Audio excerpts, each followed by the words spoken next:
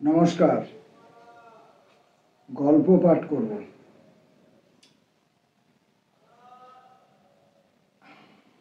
আজকের গল্পের নাম মাতম। গল্পটির লেখক মুস্তাক মুর্শেদ। প্রতিদিনের মতো ফজরের আজানে ঘুম ভেঙে যায় সুখচাঁদের। পাশে গুটিসুটি মেরে শুয়ে আছে আসমা। একবার ওর মুখের দিকে তাকায়, মনে পড়ে আজ থেকে 28 বছর আগে আসমাকে প্রথম দেখতে গিয়েছিল। 16 বছরের সেই সরল লাবণ্যমাখা কিশোরী মুখের মায়া এখনো কাটিয়ে উঠতে পারেনি সে। বাইরে ঝিরঝির করে বৃষ্টি পড়ছে। অন্ধকারের মধ্যেই সুখচাঁদ ঠাউর করে তার জীবনের মতোই ঘুটঘুটে অন্ধকার আকাশ। বাইরে বেরিয়ে এলো সে।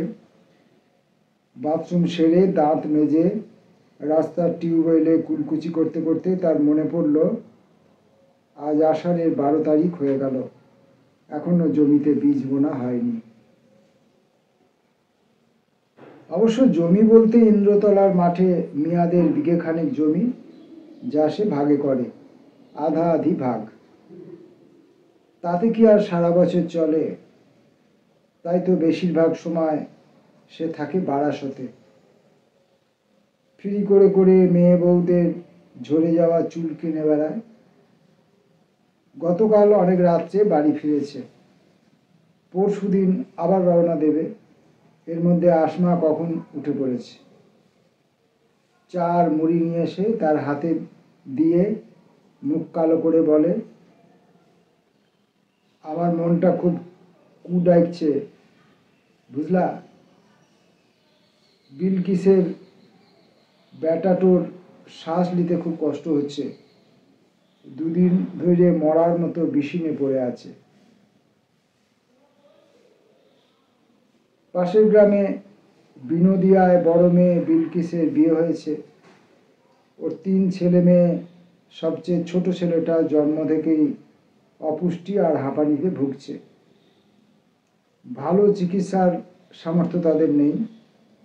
ভাগ্যের ফেরে তাদের অবস্থা আসমাদের থেকেও খারাপ। উদ্বেগের কালো মেঘ গ্রাস করল সুখচাঁদকে। তুই আমাকে আগে বলিসনি তো? তোমাকে বলিনি চিন্তা করবা, এখন না বলে আর থাকতেও পারছি না। জানতো খুব হাঁকু পাকু করছে। পয়সা বাগরে উহারা ডাক্তারও দেখাতে পারেনি ব্যাটাটোর।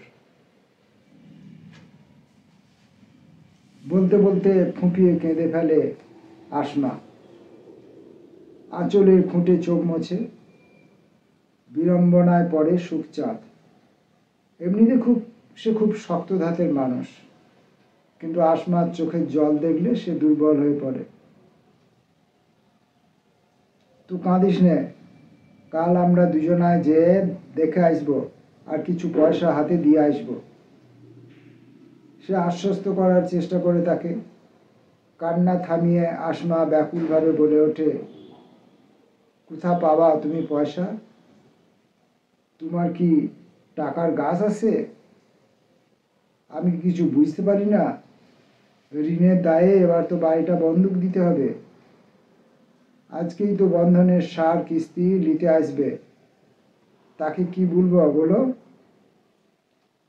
চায়ে চুমুক দেয় সুখচাঁদ। এক খাবলা মুড়ি মুখে নিয়ে চিবোতে চিবোতে বলে, কি করব ভুল? মহাজন সাহেবকে বলেছিলাম টাকার কথা। ওর নাকি পেমেন্ট বাকি আছে। তাও ওই বলেছিল মহরুমে বাড়ি এসে 1000-5 টাকা দিবে। দেখি আজকে ওর সাথে দেখা করব।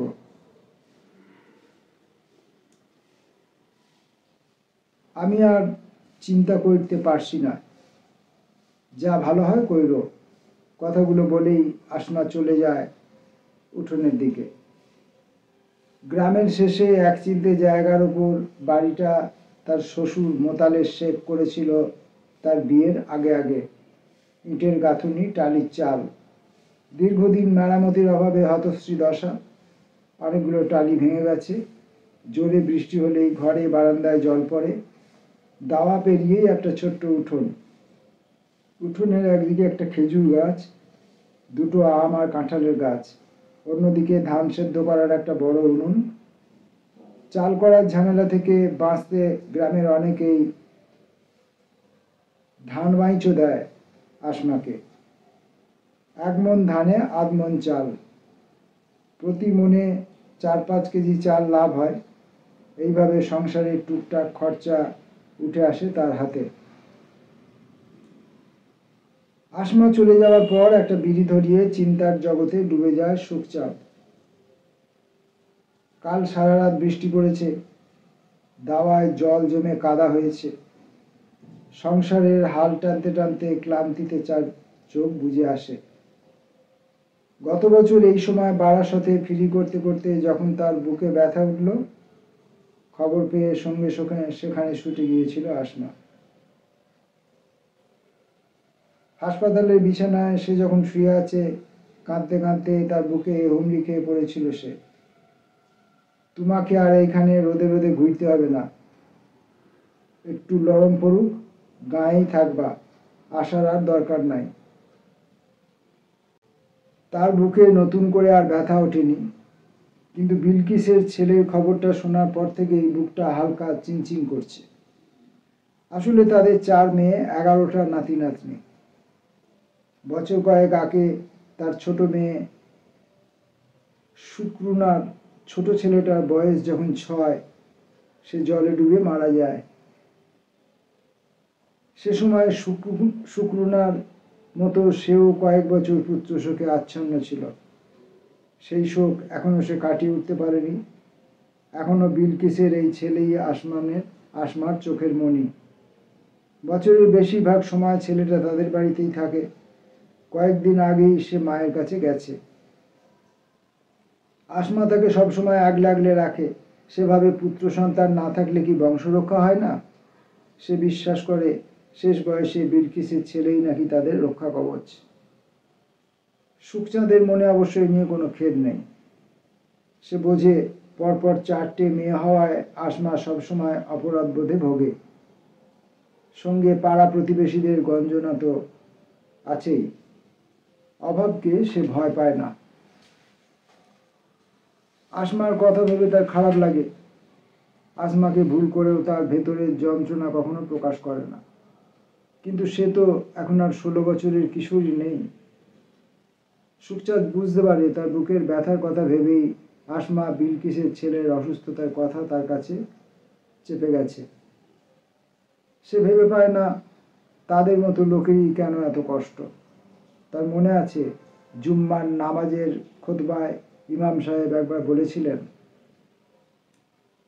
এই যে আমরা এত কষ্ট পাই, সব আল্লাহর পরীক্ষা। যার পরীক্ষা যত কঠিন, তার নেকি তত বেশি। সে মেলাতেই পারে না সমাজের উঁচু তলার সচ্ছল মানুষের কেন তাদের মতো এই কঠিন পরীক্ষার মুখোমুখি হতে হয় না। পরীক্ষা কি শুধু গরিবদের জন্য? এইবারে 1 মাস পরে সে বারাসত থেকে বাড়ি ফিরেছে। ফ্রি করে কেজিখানেক চুল যা হয়েছিল সেই বাবদ টাকা সাবেরের কাছে পাওনা আছে। এইসব ভাবতে ভাবতে সুখচাঁদ উঠে পড়ে। ঘরের বাতায় রাখা টিন থেকে ধান বের করতে গিয়ে সুখচাঁদের মেজাজ খিঁচিয়ে ওঠে। গত বছর বর্ষার ধানের ছাই ছিট মরে গেলে কিছুটা ধান বীজের জন্য রেখে আসমাকে সে পই পই করে বলেছিল, ভালো করে ঝেড়ে নিয়ে 2টো রোদ খাইয়ে তারপর টিনে ভরবি। সংসারের বিভিন্ন ঝামেলা ঝঞ্ঝাটে আসমা ধানগুলো শুকোতে দিতে ভুলেই গেছিল। 2টো ধান দাঁতে নিয়েই সুখচাঁদ আসমা বলে চেঁচিয়ে উঠল। আসমা তখন চুলোয় চাপানো ধান ভর্তি নাদায় জাল ঠেলছে। কি হয়েছে কি? সকালবেলায় এমন করে আকাশ ফাটি চেঁচাইছ কেন? ভাঙা গলায় বলে ওঠে সে। একটু আগেই আসমার বলা কথাগুলো সুখচাঁদ এক মুহূর্তের জন্য ভুলে গিয়েছিল।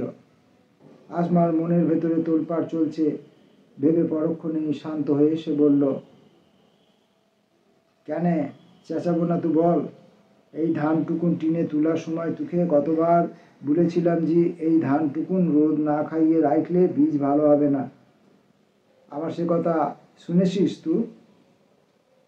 এইবার আসমা জিভ কেটে মৃদু হেসে বলে, একদম মনে নাই গো। এখন কি হবে? কি আর হবে ভুল, আমাদের পুরা কপালে কি বা হওয়ার আছে? বলেই কোদাল হাতে বেরিয়ে যায় সুখচাঁদ। আসমা অপ্রস্তুত হয়ে বলে, সকাল সকাল কোথায় যেছ? পা চালিয়ে যেতে যেতেই সুখচাঁদ বলে, মাঠে গেছি রে। রাস্তায় উঠে তার কানে আসে আসমার চিৎকার, বাসি বেলাকার খাবার খেয়া যাবে না, টক করে চলে এসো। হ্যাঁ হ্যাঁ, লে তাই হবে, বলে দ্রুত পা চালায় সুখচাঁদ। আজকেই বীজ ফেলতে হবে তাকে। তার আগে বীজতলা সমান করে সব ঘাস নিড়িয়ে নেবে। টিনে রাখা ধানে আর কাজ হবে না। রহিমের কাছ থেকে কেজি 5 বীজ ধান ধার নেবে। এইসব ভাবতে ভাবতেই গ্রামের পিছন দিকের পিচ রাস্তা ধরে হাঁটতে থাকে সে। শেষ কয়েক বছরে এই দিকটা আমূল বদলে গেছে। রাস্তার পাশ বরাবর পরপর অনেকগুলো রাইস মিল গজিয়ে উঠেছে। খানকতক চায়ের দোকান, খাবারের হোটেল, সব মিলিয়ে আধা মফস্বলের চেহারা নিয়েছে অজ পাড়াগ্রাম নয়ন সুখ। তার তার চোখ যায় ঘন সবুজ ঘাসে ঘেরা একটা অনাবাদি জমির দিকে। নয়ন সুখের সবাই এটাকে ইন্দ্রতলার মাঠ নামে ডাকে। ছোটবেলায় বর্ষার আগে আগে এই মাঠটাতে গেঁড়ো নিয়ে কত বল খেলেছে তারা। সাবের, আনসার, রমজান সব কি কোথায় ছড়িয়ে গেল। সাবের এখন চুল কেনার মহাজন, মাসে লাখ টাকা উপার্জন তার, গাড়ি চড়ে ঘুরে বেড়ায়। ওর থেকে টাকা নিতেই সুখচাঁদ ফ্রি করে চুল কেনে। 4 মেয়ের বিয়ে দিতে গিয়েই দেনার দায় এসে ডুবে গেছে। ছোট মেয়ের বিয়ের সময় আসমা স্বনির্ভর গোষ্ঠীর নামে লোন নিয়েছিল। নামকা বাস্তা 10 জনের গোষ্ঠী হলেও আসলে যার যেমন প্রয়োজন সে তখন বন্ধন ব্যাংক থেকে গোষ্ঠীর নামে লোন নেয়। ব্যাংকগুলো তাদের ছড়িয়ে থাকা রিকভারি এজেন্টের মাধ্যমে এভাবেই একের পর এক পেতে রেখেছে মরণ ফাঁদ। মাঠের উল্টো দিকে রাস্তার ধারেই সাবের বেশ বড় একটা বাড়ি করেছে। হঠাৎ করে সুখচাঁদের মনে পড়ে গেল ওর সঙ্গে একবার দেখা করতে হবে। এখন সাবের বাড়িতেই থাকবে। তাই মাঠে যাওয়ার আগে একবার ওর বাড়ি ঘুরে যাওয়ার কথা ভাবল সে। বড় গেট খুলে সাবের নাম ধরে দুবার ডাকতেই ওর বউ ঘোমটা তুলে এগিয়ে এসে বলল, ও তুমি? কিন্তু ও তো বাড়িতে নাই, তাজিয়া পাখির লেগে ফুল কিনতে গিয়েছিল কান্দি। সুখচাঁদের মনে পড়ল আজ 10 তারিখ মহরম, সুসজ্জিত তাজিয়া ঘুরবে গোটা গ্রাম জুড়ে। বছরের এই কয়েকটা দিন গ্রামের পরিবেশ পুরো বদলে যায়। কালকেও অনেক রাত পর্যন্ত মর্ষিয়া চলেছে, আর আজকে দিনেই সে কোদাল নিয়ে মাঠে চলেছে। আসলে এই মোহরম পালন নিয়ে তাদের গ্রামে অনেক বিতর্ক আছে। গ্রামের বেশিরভাগ মানুষ মোহরম নিয়ে চরম সক্রিয়। তারা মোহরমের চাঁদ ওঠার সঙ্গে সঙ্গে গোটা নয়ন সুখ জুড়ে মোড়ের মাথায় মাথায় লম্বা বাঁশ পুঁতে দেয়, লাল আর সবুজ নিশান টাঙিয়ে দেয়। পাড়ায় পাড়ায় বাঁশ আর কাপড়ের ছাউনি দিয়ে ইমামতলা তৈরি করে, বাঁধা হয় মাইক। কচিকাঁচা থেকে মাঝবয়সী সবাই 10 দিন ধরে সন্ধ্যাবেলা সেখানে পাজামা পাঞ্জাবি গায়ে গোল হয়ে কারবালার যুদ্ধে নিহত হজরত মোহাম্মদের দৌহিত্র ইমাম হোসেনের জন্য ছাতি চাপড়িয়ে মর্ষিতা পড়ে মাতম করে। মোহরমের 9 তারিখ মসজিদের গ্রামের সামনে সব পাড়ার লোক দুপুরে মাতমের জন্য একত্রিত হয়। কপালে কালো ফেটটি বেঁধে খালি গায়ে খঞ্জর মেরে রক্তাক্ত করে বুক পিঠ। তারপর সন্ধেবেলা মসজিদের সামনে আয়তাকার কিছুটা জায়গা খুঁড়ে কাঠ কয়লার আগুন করে।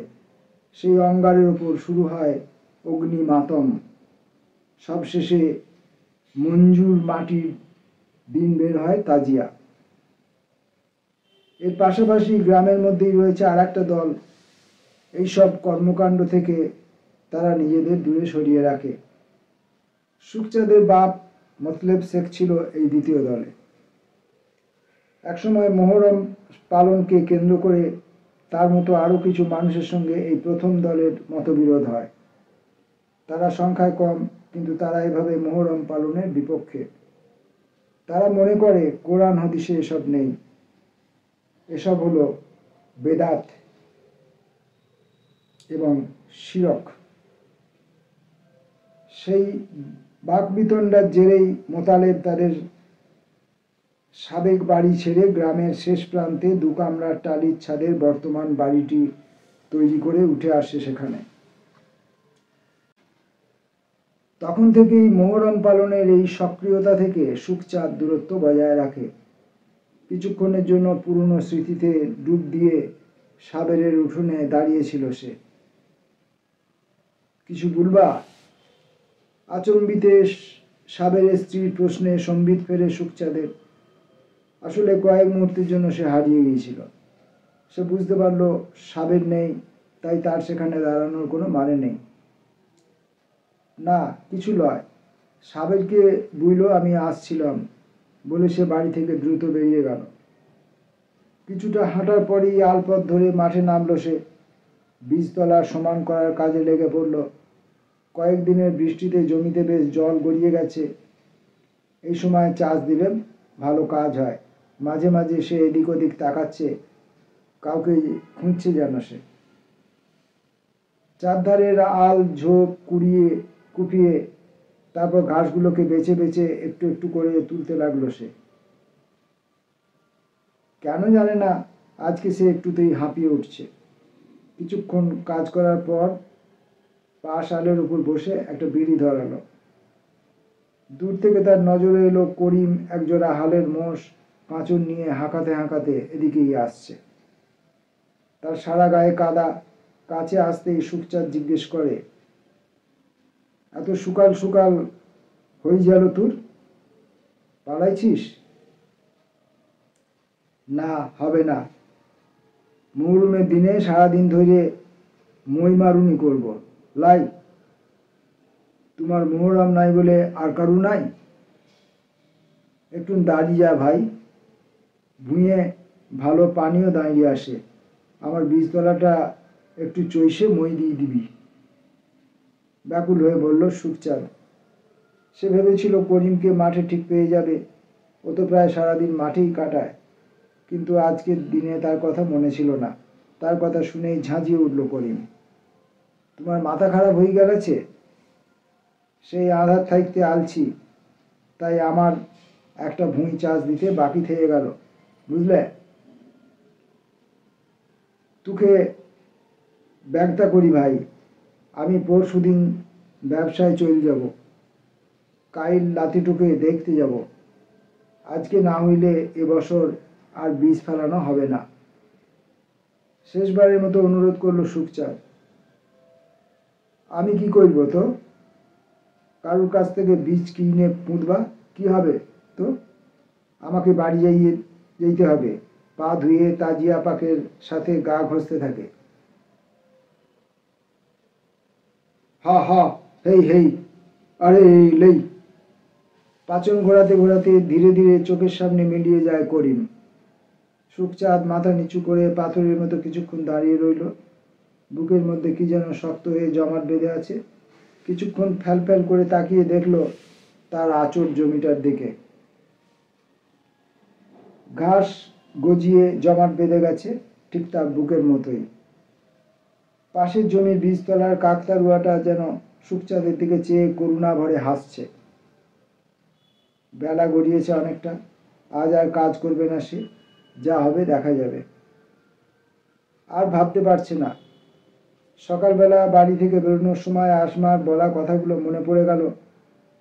বুকের বাঁ দিকটা টনটন করছে। বাড়ি ফেরার জন্য মনটা ছটফট করছে। অবশেষে বাড়ির দিকে আস্তে আস্তে হাঁটতে শুরু করলো। রাইস মিলগুলোর কাছে পৌঁছে তার নজরে এলো রাস্তার উল্টো দিক থেকে সার বেঁধে মর্শিয়ার একটা দল হেঁটে আসছে। সবার পরনে সাদা পাজামা পাঞ্জাবি। কাছাকাছি আসতেই সুখচাঁদ বুঝতে পারল ওটা মাঠ পাড়ার মর্শিয়ার দল তাজিয়ার উদ্দেশ্যে যাচ্ছে।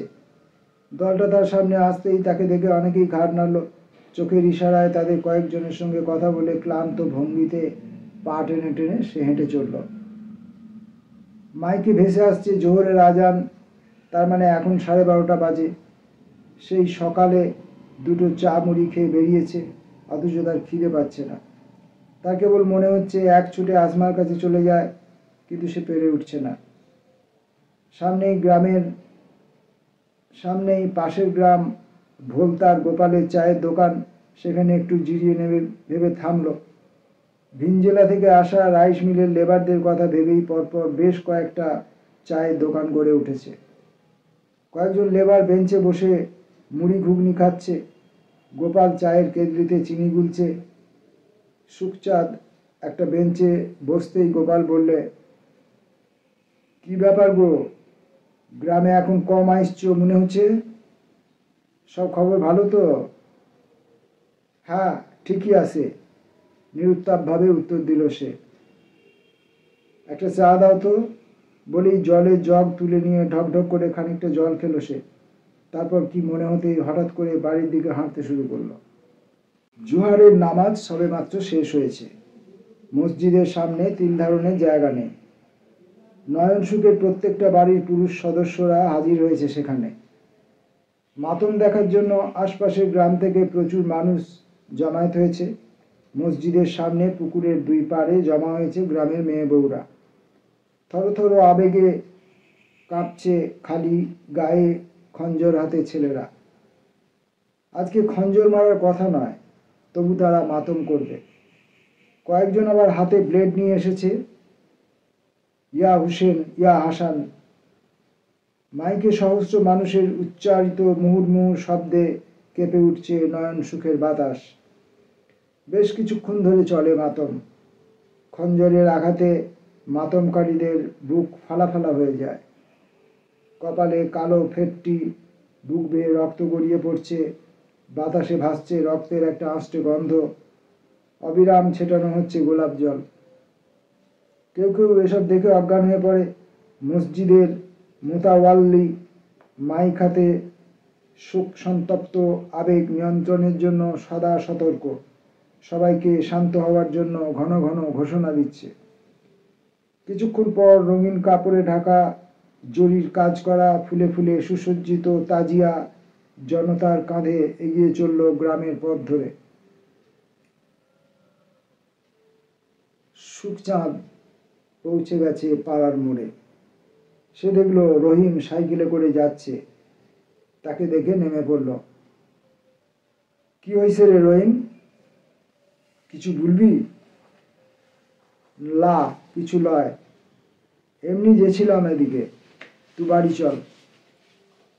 তাকে কিছু না বলে সাইকেল ঘুরিয়ে তার পাশাপাশি হাঁটতে লাগলো সে। ততক্ষণে মাতমের গগন বিদারী আওয়াজ পেরিয়ে সুখচাঁদের কানে ভেসে এলো মেয়েলি কান্নার সুর। অজানা আশঙ্কায় তার বুকটা ছ্যাঁত করে উঠল। বাড়ি ঢুকেই দেখলো উঠোনে কয়েকজন নারী পুরুষের ভিড়। কয়েকজন মহিলা উঠোন থেকে দাওয়ায় ওঠার মুখে হালকা সুরে কাঁদছে। তাকে দেখে তাদের মধ্যে একটা গুঞ্জন উঠল। তার উদ্বিগ্ন চোখ আসমাকে খুঁজে বেড়াচ্ছে।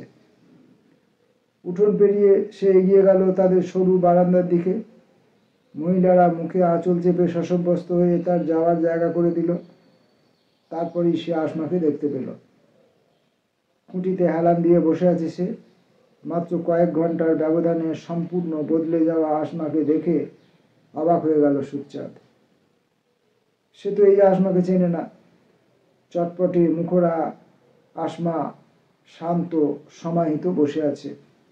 তাদের মধ্যে একজন খালেদা, আসমার সঙ্গে যার কথা হয়, পাশে বসে মাথায় হাত বুলিয়ে দিচ্ছে তার। অনবরত বলেই যাচ্ছে, কথা ভুল আসমা, এরকম পাষাণের মতন বসে থাকিস না, একটু কেঁদে হালকা হ। সুখচাঁদের দিকে চোখ পড়তেই সে চিৎকার করে কেঁদে উঠল, ভাই, বিলকিসের বেটা আর নাই। আসমাকে না পেয়ে 12টার দিকে বিলকিস আমাকে ফোন কইরে কাইনতে কাইনতে বলল, খালা গো, আমার সোনার চাঁদ সুহান আর নাই। মাকে ফোনে পেশি না, তুমি বইলে দিও। আর তা বাদে খবরটা যখন থেকে দিয়েছি তখন থেকে ওর মুখে রা নাই ভাই। ও আমার ভাই গো। সুর করে কান্না জড়ানো গলায় একটানা কথাগুলো বলে গেল খালেদা। এই সংবাদ সুখচাঁদকে যত না বিচলিত করলো, তার থেকে ঢের বেশি বিস্মিত করলো আসমার এই পাল্টে যাওয়া আচরণ। তার সবেধন নীলমণি নাতির মৃত্যু সংবাদ তার কাছে খুব একটা অপ্রত্যাশিত ছিল না। সকাল থেকে এরকম একটা আশঙ্কাই তার মনের মধ্যে বারবার ঘুরপাক খাচ্ছিল।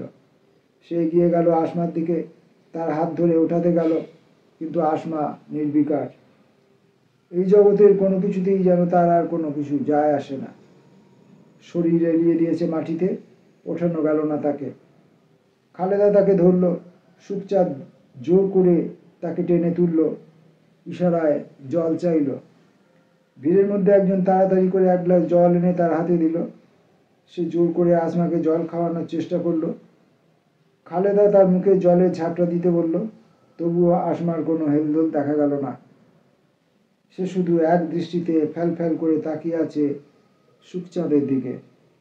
দূর থেকে ভেসে আসছে অসংখ্য মানুষের বুক ফাটা মাতমের আওয়াজ, হা হুসেন, হা হাসান। অন্যদিকে আসমার আশির নখ ঝরে পড়ছে তার একমাত্র নাতির জন্য বুক ফাটা নিরুচ্চার মাতম।